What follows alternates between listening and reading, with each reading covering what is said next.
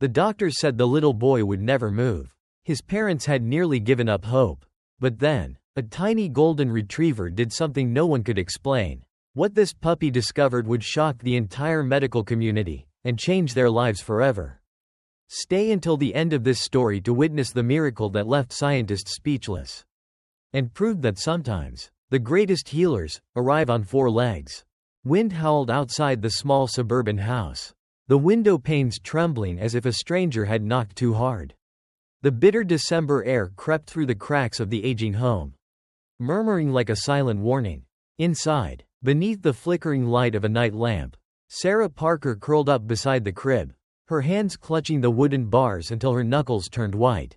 Her body ached with exhaustion, her eyes heavy, but she dared not close them. She had done this for 6 straight months. Sarah sighed, trying to contain the helplessness screaming inside her chest. In the crib beside her, little Daniel whimpered, his tiny fingers curled, his head slightly tilted, but his legs lay completely still. Spinal muscular atrophy. Those 3 words had echoed in her mind like a death sentence ever since the first doctor delivered the diagnosis. There was no cure. Daniel would never walk, never crawl, never know the joy of chasing a butterfly or kicking a ball beneath the afternoon sun. Tears welled in her eyes, but she blinked them back. She couldn't fall apart, not now. Not in front of her son. Across the room, Michael, her husband, shifted in the recliner, his calloused hand brushing across an unshaven jaw. His shirt was wrinkled, his face lined with the wear of sleepless nights.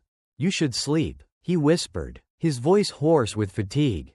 Sarah let out a quiet, bitter laugh. "And miss the moment Daniel cries?" "No, thanks." Michael sighed. They had repeated this conversation for weeks. Sarah didn't sleep anymore. She stayed awake, always watching Daniel, waiting for the crying, the spasms, the illness to steal the last fragile hope she had left. He raked his hand through his hair, his expression full of defeat. He wanted to fix it all, but there was nothing to fix. "We need help, Sarah," he said softly. She froze. "I can't do this alone." He added, I'm not putting him in a care center." She snapped, her voice cracking. Michael fell silent. Pain flashed in his eyes. "That's not what I meant." Silence, thick and suffocating. Sarah hated herself for saying it like that. But just the thought of someone else, a stranger who didn't love Daniel like she did, caring for him was enough to make her feel like she couldn't breathe. She turned back to the crib, gently stroking Daniel's hair. His breathing was shallow, his tiny chest rising and falling as if each breath was a struggle for survival. She knew Michael was still watching her. Both of them were sinking, and neither knew how to pull the other up. And then, just as the silence reached its most unbearable edge, a small bark echoed through the room, shattering everything. Sarah spun toward the sound just in time to see a clumsy golden retriever puppy stumble into the room. Its oversized paws thudded awkwardly across the wooden floor. Rex. The rescue shelter had said he was the runt of the litter. The weakest. Maybe that's why Sarah chose him. Maybe she saw Daniel in him. 2 souls born to fight battles they never asked for. Rex barked again, then awkwardly leapt onto the sofa. His big brown eyes gleamed with something Sarah hadn't seen in a long time, hope. Michael rubbed his temples and sighed. "He's just a dog, Sarah." She didn't answer. Instead, she bent down and scooped Rex into her arms. His scent, warm, innocent, like a new beginning, wrapped around her like a blanket. "He's family," she whispered, pressing her cheek into his soft fur. Michael didn't argue. He never did when she spoke like that. The room fell quiet, and then Daniel let out a faint whimper, quieter than usual. Sarah turned immediately, her heart clenched. Daniel was always agitated, always restless. That was one of the cruel truths of his illness.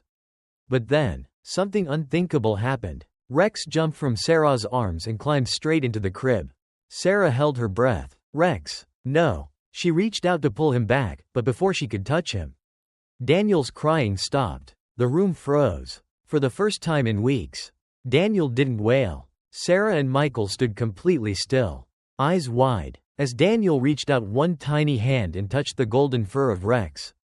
The puppy whimpered softly, then curled up beside him, pressing its warm body against the child's fragile frame.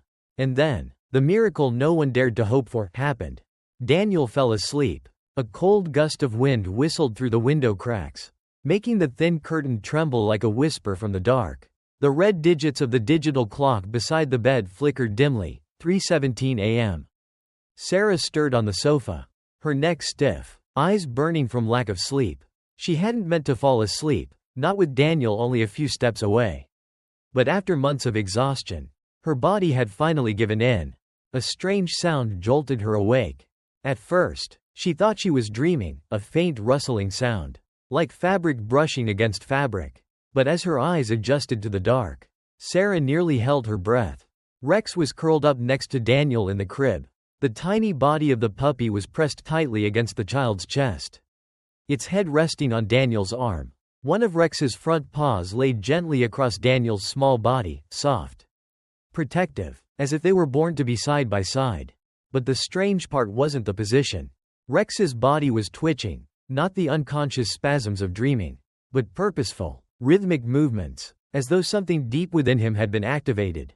Sarah shot upright, heart pounding. She rubbed her eyes, thinking she was hallucinating from fatigue. But no, when she looked again, Rex's back twitched slightly, his hind legs shifting like he was running, in a dream that felt real. And then, Daniel moved, just a little, almost imperceptibly. One of Daniel's fingers curled, a tiny, distinct reflex. Sarah's breath caught in her throat. "No way," she whispered, lips trembling. Daniel had never moved his hands, legs, or any limb since the diagnosis. The doctors said the signals from his brain couldn't reach his muscles. He couldn't move, but just now, he had.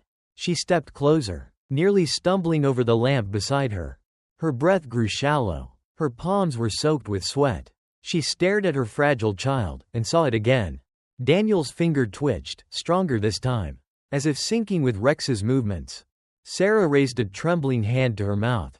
A thought flashed through her mind. Maybe it was just a random spasm, an involuntary reflex. But no, it wasn't. Every time Rex's leg twitched, Daniel moved too, slightly, but in perfect rhythm. Her knees nearly buckled beneath her. "Daniel," she choked, unsure if she was calling her son's name or begging for a miracle. Daniel remained silent, only his soft breathing filling the room. His tiny chest rose and fell gently beside Rex's warm fur. Then, his fingers curled again, this time reaching to grasp Rex's paw. Sarah broke down in tears. She wasn't imagining this. She was witnessing a miracle. Her hand shook as she reached out to touch Daniel's hand, to check, to confirm, to be sure she wasn't dreaming. But she hesitated. She was afraid that if she interfered, the miracle would vanish. Then Rex gave a soft whimper, shifted his body, and nestled even closer to Daniel. And in that exact moment, all movement stopped. Daniel lay still, his fingers relaxed, falling onto the pillow as if they had never moved at all. The entire shift had taken only seconds. But for Sarah, it felt like a storm had erupted in her chest. She stepped back, a chill running down her spine. What had Rex just done? Did the little dog control it? Or was it a coincidence? Or was it something beyond human understanding? Sarah ran out of the room, pulled by a surge of new energy. "Michael," she whispered urgently, shaking her husband's shoulder. He groaned, still half asleep. "What is it? You have to wake up," she whispered, her voice trembling with emotion. "You have to see this." Michael cracked an eye open, squinting at the bedside lamp. "Is something wrong with Daniel?" Sarah didn't answer. She just pulled him toward the crib. When they stood before it, she pointed. "Look," she said softly. Michael frowned, still groggy. "Sarah, it's the middle of the night. And you." Rex's leg twitched. Sarah held her breath. And Daniel moved too. Michael froze. His eyes widened, staring from Daniel to Rex. What the hell is that?" he stammered.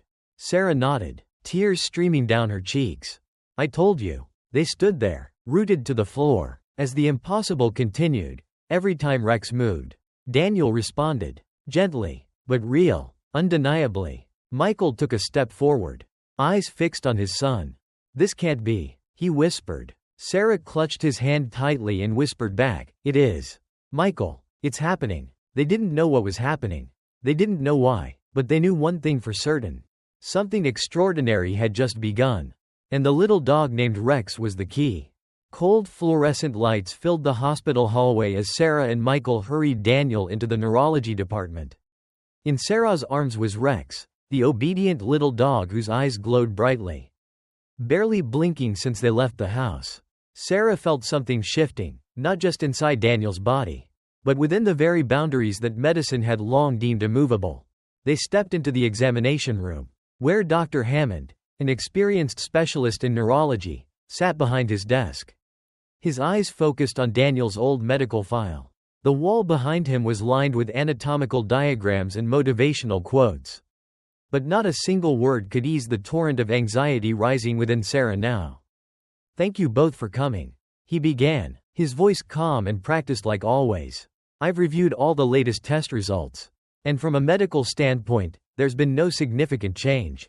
Sarah clenched her fists, her breath caught in her throat.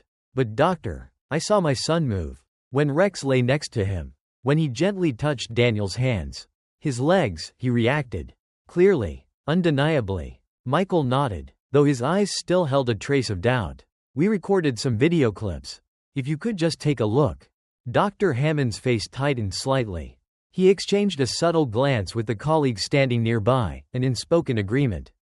"Miss Sarah, I understand you're hopeful. As a mother, that's admirable. But what you're describing could be natural bodily reflexes, slight spasms, or uncontrolled movements due to peripheral nervous system activity. That's not uncommon, even in patients with full paralysis." Sarah felt as if the entire room were pressing against her chest. "But that doesn't explain why Daniel only reacts when Rex moves. Every single time he touches him, something happens. And every time Rex stops." Michael added, "Daniel stops too. That can't be random." Dr. Hammond sighed and folded his arms. "I don't doubt your love or sincerity. But medically speaking, we need more concrete evidence, repeated in a controlled environment, before confirming any hypothesis. For now, my most honest advice is, don't let hope turn into delusion." Silence pressed down on the room like a weight. Sarah turned away, tears welling in her eyes. Not because she wasn't used to hearing no, but because this time, it came after something so clear. Beneath the thin coat, Rex lifted his head to look at her. His clear brown eyes held something beyond language. A feeling that he knew, that he always had. On the way out of the hospital, Michael remained silent. It wasn't until the car pulled up in front of the house that he finally spoke. His voice low and steady. "I didn't want to believe it completely, but I saw it with my own eyes. Maybe they're right, but if they're wrong." Sarah looked straight into his eyes. Her voice choked but sharp. "Then it's up to us to prove it." By now, Rex had already curled into his usual spot beside Daniel's crib. Like a guardian, like a miracle waiting patiently for its moment to arrive. That night, Sarah didn't sleep, while Michael drifted off in the rhythm of steady breaths. She sat alone at the small wooden table by the window, the soft blue light from the laptop screen reflecting on her resolute face.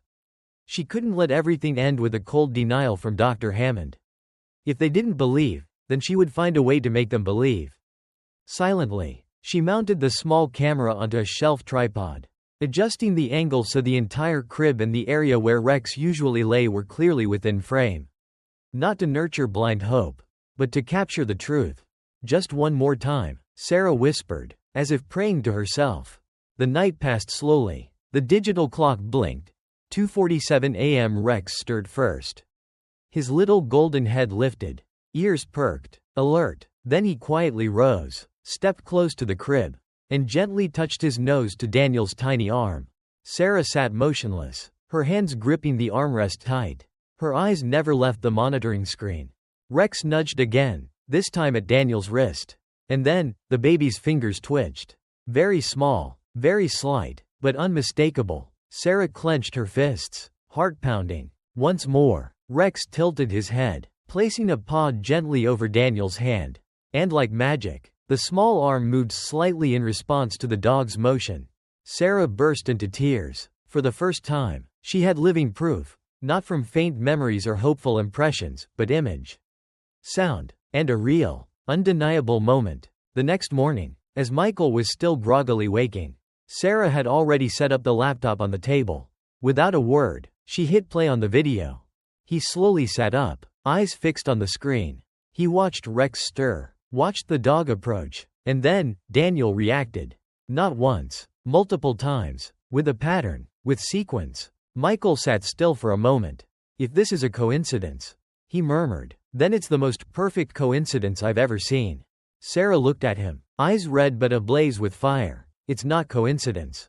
This is the beginning. Together, they made the decision they'd hesitated on before, to send the video to Dr. Hammond.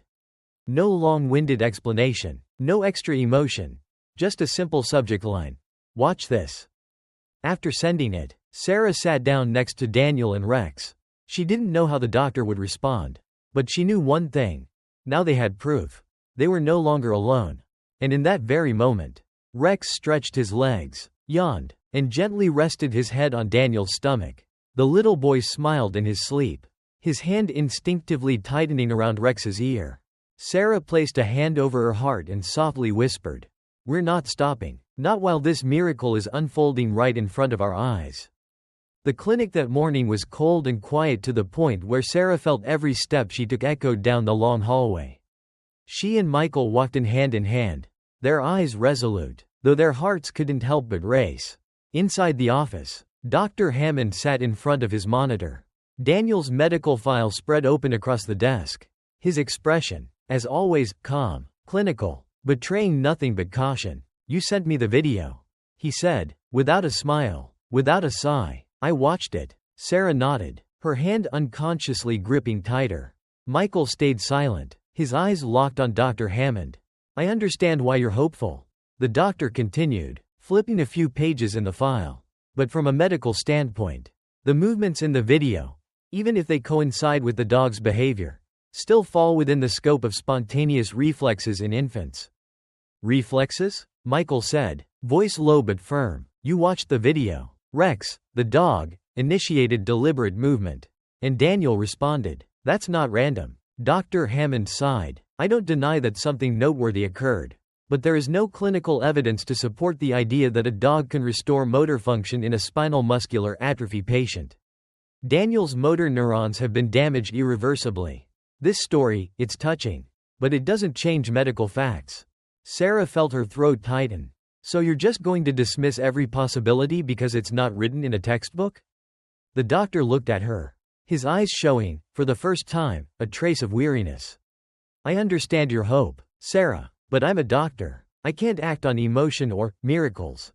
"And what if that miracle is real?" Michael asked, his gaze cold and sharp, cutting through reason. "What if my son, what if Daniel is responding to something you can't measure?" The room fell silent. No one said a word. Outside the window, the morning sunlight shone through the glass, reflecting off a framed photo on the wall.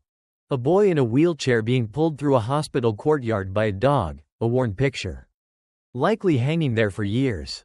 Sarah stared at that photo. "Dr. Hammond," she said, voice trembling but steady, "we're not asking you to believe, at least not right away. We're asking you to help us verify. Please give Daniel a chance to be re-evaluated. Just once." The doctor sat motionless for a few seconds. Then he nodded. "I'll arrange a new round of EMG and nerve conduction studies. But let me be clear, I'm doing this not because I believe in the miraculous. I'm doing it because every patient deserves to have all possibilities clarified. No matter how slim." Sarah gave a slight nod, thanking him. She didn't need him to believe. She only needed him to test. As they stepped out of the clinic, the cold winter wind blew across her face. But Sarah felt lighter than she had in weeks. Michael squeezed her hand tightly. "We'll show them," he whispered, "not to prove it to the world. Just for Daniel and Rex." In the backseat, Rex lay nestled in a wool blanket, his big brown eyes wide open as if he already knew what lay ahead. Sarah turned back, gently touched his head, and smiled. "Ready for the fight, little guy?" Rex let out a soft whimper, his tail wagging, as if it were an answer. The neurology lab was on the third floor of the central hospital, cold, silent, and thick with the sterile scent of antiseptic. Sarah sat on a stiff plastic chair beside the control panel, her eyes never leaving the small body lying on the examination bed. "Daniel." The boy remained silent as always, eyes half closed, breathing faint and steady. But this time, there were no cables hooked into him that made Sarah afraid. This time, they were searching for something. A hope that doctors had already declared non-existent. Across the room, Dr. Hammond, clad in his white coat, was attaching transmission wires to Daniel's skin. His face was calm, nearly emotionless, but Sarah noticed, his hands trembled slightly as he fixed the electrodes to Daniel's tiny legs. "Are you sure you want to proceed?" he asked one last time. Without turning around, Sarah nodded immediately. "I've never been more certain of anything." Michael stood behind her, his hand resting on her shoulder.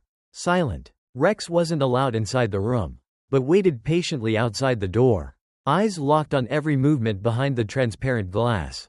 Sarah swore she could feel his energy, like an invisible thread connecting two souls, Rex and Daniel.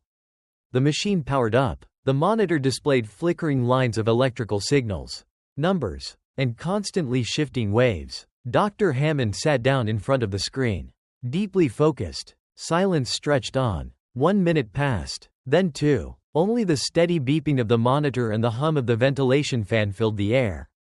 Suddenly, a signal line lit up. Dr. Hammond froze for a split second. Sarah stopped breathing. "What was that?" she asked. He didn't answer. Focused. His hands readjusted the electrodes. His eyes glued to the screen. Another signal line appeared, this time stronger, more stable. "No way," he murmured. Michael took a step forward.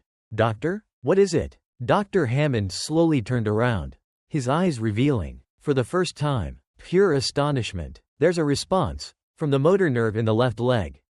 Sarah shot up from her chair. "What did you just say?" "This isn't random spasm." He articulated each word carefully. "This is a conditional response.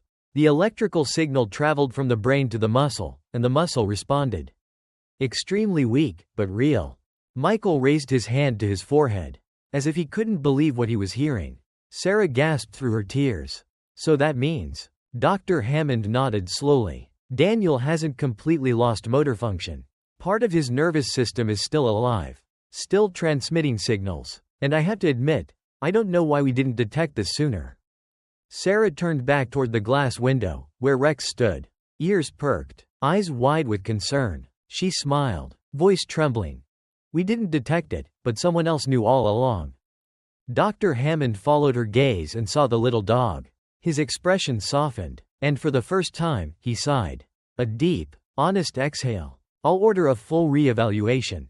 More extensive testing. It's possible Daniel is an outlier." "No, doctor." Michael stepped forward. "Daniel isn't the outlier. Rex is." The room fell into a heavy silence. But this time, it wasn't one of despair. It was the astonishment of science, now forced to face something beyond the realm of measurement, instinct, connection, unconditional love, and hope. 3 days after the neurological test sent shockwaves through the entire rehabilitation department. A closed-door meeting was held in the office of Dr. Evelyn Carter, a renowned animal-assisted therapy specialist who had worked with hundreds of severe neurological cases but had never seen anything like Daniel and Rex. Sarah and Michael sat across from her, hands tightly clasped. On the desk was a printed copy of the test results, vivid neurological signals from Daniel's legs. Undeniable proof that the boy had not entirely lost his motor functions. Dr. Carter flipped a page in the file. "I've reviewed all the data. I've also watched every video of the nights Rex lay beside Daniel, from the way he gently nudged his fingers to how he licked the soles of Daniel's feet and the responses that followed." She looked up, her voice slow but certain. "This is not coincidence. There's no doubt anymore. Rex is reactivating neural pathways." Michael swallowed hard. "So, can Rex be considered part of the therapy?" "Not can be," she replied. "He needs to be. The issue is, this has never been documented in any medical literature. And if we want to move forward, I'll have to propose a special treatment protocol, an entirely new plan. One where a non-certified dog plays the central role." Sarah exhaled shakily. "Do you believe Daniel can get better?" Dr. Carter looked her in the eye. "I believe Daniel has already begun." The next day, the rehabilitation center prepared a special room for Daniel, not a typical hospital bed like the other children, but a cozy space with soft cushions, warm yellow lighting, a few toys, and in the corner, a little bed for Rex. The treatment program had a strange but deeply emotional name: Instinctive Connection-Induced Recovery. Every morning, doctors would apply light electrical stimulation to Daniel's arms and legs. And then Rex was brought into the room, no commands, no restrictions, free to interact with Daniel as he had always done in that bedroom months ago.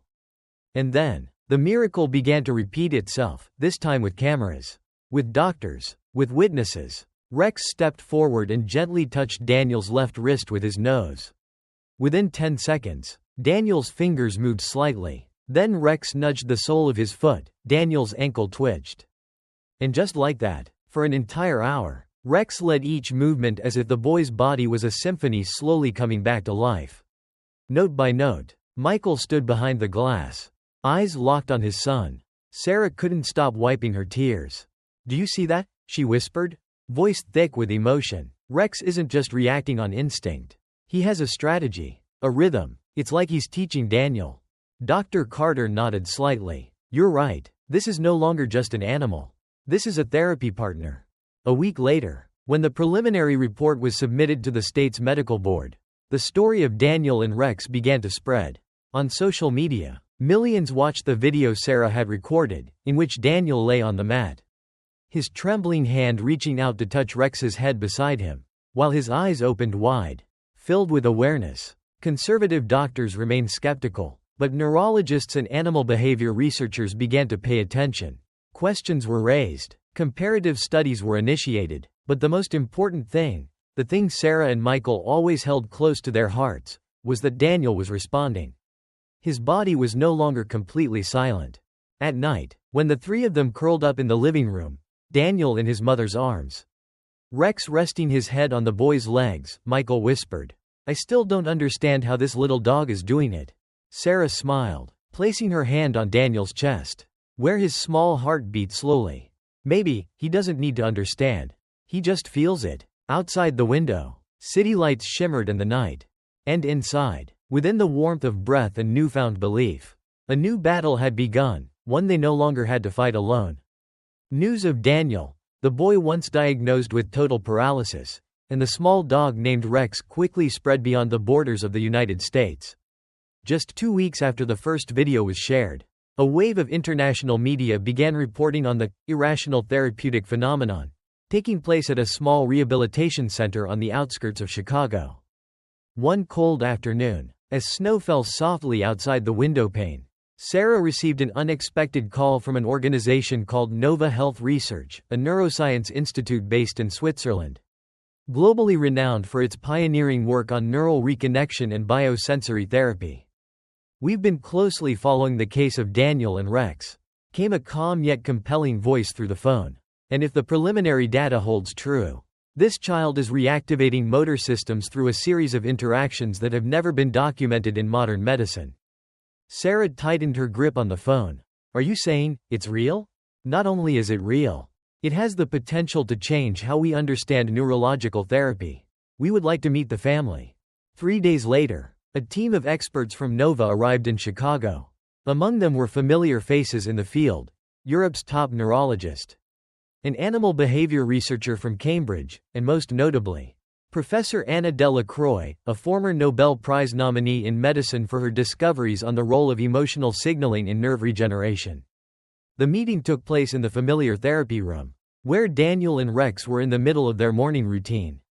As the visiting team entered, no one spoke. They simply stood silently and waited. Rex quietly approached, nuzzled Daniel's hand. The boy smiled, a peaceful, complete smile, then slowly lifted his arm to touch Rex's head. No trembling, no hesitation, just a deliberate, conscious gesture. A whisper came from the back of the room, "Unbelievable." Professor Delacroix stepped closer, lowering herself beside little Daniel. She didn't say a word, simply extended her hand, and Rex walked over, placing a paw gently in her palm. She looked deeply into the dog's eyes, then turned to Sarah. "Do you realize you're sitting in the middle of a historic moment?" Sarah nodded, tears sliding down her cheeks. After the observation session, Nova proposed something no one expected: to bring Daniel and Rex to Switzerland for a 6-month comprehensive research program. "We'll cover all expenses," Professor Delacroix said, "and if everything unfolds as I hope, this could be the beginning of a new therapeutic discipline, one where emotion, instinct, and unspoken connection become instruments of medicine." Michael couldn't hide his doubt. Are we turning our son into a test subject? The professor didn't shy away. No, we are learning from him. Daniel isn't a subject. He's a pioneer. Days later, after intense discussions with Dr. Carter and the US-based specialists, the family made their decision. They would go. On their final evening in Chicago, the entire family lay together in the living room. Daniel slept soundly on the sofa, his head resting on Rex's back. Sarah gently stroked her son's hair and whispered, "Tomorrow, you'll step into a world no one ever thought was meant for you." Michael wrapped his arms around her. "We're no longer victims of fate. We're rewriting it." And in a quiet corner, Rex, the faithful friend who never spoke a word, nestled closer to Daniel, as if he too understood that the journey ahead wouldn't just be one of recovery, but of hope, for the entire world. The flight from Chicago to Geneva lasted over 9 hours. But for Sarah, Michael, Daniel, and Rex, time seemed to dissolve in a strange mix of fear and rising hope. Daniel slept for nearly the entire journey, his face nestled against Rex's belly, soft and peaceful, as if he were dreaming of something the rest of the world hadn't yet begun to see. When the plane landed at Geneva International Airport, a special medical transport team from Nova Health Research was already waiting. No press, no camera crews, everything was kept under strict confidentiality. Professor Delacroix wanted a completely closed research environment, where the results would not be distorted by public expectation or unending medical debates. The therapy center was perched on a high hillside, surrounded by snow-covered pine forests. It was a sleek complex of glass and steel, featuring expansive therapy zones, high-tech research labs, and a dedicated animal therapy wing, where Rex would be cared for and observed as a crucial part of the treatment. On the first day, Daniel was taken into an MRI suite, where neurologists conducted a detailed scan of every potentially active nerve point in his body. The results stunned everyone, although he had been diagnosed with total paralysis. Faint bioelectric signals were still being emitted from his lower spinal region, just enough to indicate that his nervous system wasn't entirely disconnected. "This is a foundation we can build on to reactivate the motor system," a young neurologist exclaimed, "and it seems Rex has already identified these points, by instinct." Professor Delacroix murmured, eyes fixed on the screen. The next day, Rex was fitted with a special neural reflex monitor, a custom-designed device to record even the subtlest movements in Daniel's body when the dog made contact. The findings were astonishing. Every time Rex touched a specific area with his nose or paw, that region of Daniel's body registered a slight alpha wave, a signal that the nervous system was trying to reconnect. Sarah sat motionless, witnessing it all. "We were right," she whispered. "We've been right from the very beginning." 3 weeks later, the program entered its second phase. Daniel was moved into an intensive rehabilitation room, where movement assist machines would work in tandem with Rex, precisely mimicking how Daniel had first learned to move back in his bedroom in Chicago. The schedule was rigorously structured. Every day, Rex would spend 45 minutes engaging with Daniel, nudging, pushing, gently brushing against key neurological zones. Afterwards, Daniel would undergo 1 hour of robotic-assisted therapy, but only after Rex had primed those areas. The first week brought little change, but on the 8th day, when Rex pressed his nose gently against Daniel's left ankle, the monitors recorded a non-spontaneous movement, a subtle twitch in his pinky toe. The scientists were stunned. Daniel wasn't just feeling, he was beginning to respond. Michael, who had remained skeptical since day one, clenched his fists until his knuckles turned white. "That boy, he's fighting on his own." Rex, like a silent therapist, had no idea he was performing a miracle. For him, this was just his friend, the one he wanted to protect, the one he had curled up next to on that very first night, and would never leave. By week 3, Daniel lifted his arm high, for the first time, without any assistance. By week 5, he began moving both hands when Rex nudged his shoulder. And by the end of the 6th week, when Rex lay down across his belly, Daniel burst out laughing. And then, pushed himself up to sit for the first time in his life without help.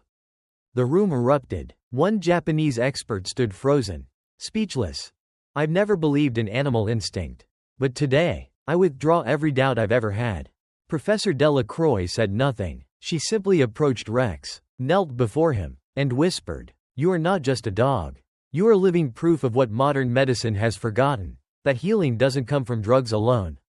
It comes from love. The 8th week of the treatment program passed with astonishing progress. Daniel was now able to sit upright without support, and he could reach out and touch Rex's face whenever the dog came near. The specialists at Nova Research Center called it an unprecedented clinical case. But to Sarah, it was simply a miracle. Every day, she stood outside the physical therapy room with tears streaming down her face, tears of gratitude, of hope, of a love she had never believed could be so strong. But then, on Monday morning of the 9th week, something unusual happened. Daniel woke up with a heavy body, labored breathing, and a high fever. Rex lay beside him all night, but there were no usual giggles, no playful licks to the cheek. Both were silent, so silent that Sarah immediately knew something was wrong. Doctors were called in, emergency blood tests were run, oxygen monitors, blood pressure devices, neurological scanners were all brought in, and while the doctors were still fumbling for explanations, Rex began to whimper softly, a sound he only ever made when sensing true danger. It could be reverse neural feedback, one expert whispered, a rare complication when nerves begin to regenerate but the brain isn't yet ready to process them. Sarah couldn't hear clearly. She could only see one thing. Daniel was getting weaker, rapidly. And Rex refused to leave the bedside. As night fell, Daniel began to tremble. His heart rate accelerated. His breathing grew shallow. The research center quickly activated emergency protocols, transferring him into an isolation room. But while medical staff debated which medication to use, whether to cut electrical stimulation or continue the therapy, Rex acted. The little dog broke through the containment barrier, squeezed through a crack in the door, and leapt straight onto Daniel's bed. No one could stop him in time. And then, the impossible happened. Rex didn't lick Daniel's face. He didn't paw at him or whimper. He simply lay down beside Daniel, pressing his small body against the boy's stomach, placing his head exactly where he had once sensed the weakest pulse during those early days.